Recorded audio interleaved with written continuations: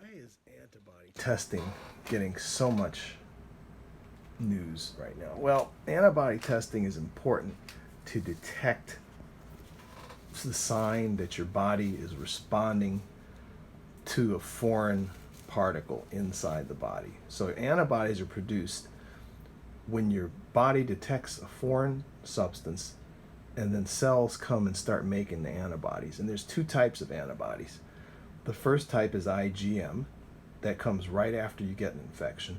And then there's IgG, which is produced later on in the infection. Now, the caveat here is that not all people will produce antibodies, especially if they're elderly or they're immunocompromised, if their immune system doesn't work, if they're on steroids, if they're diabetic, if they have had cancer, if they're malnourished. Those people may not produce antibodies, or if they do, it may come later. So your antibody test could potentially be negative, especially the IgM, which detects an acute infection, that the infection is present.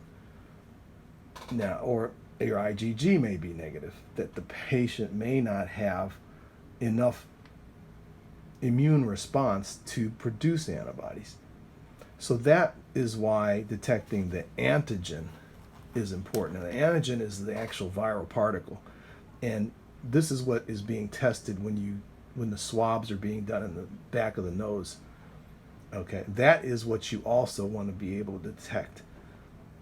That together with an antibody test, the two of those tests together would give you a good idea of whether a person has been exposed to the disease and whether they're infectious right at this minute.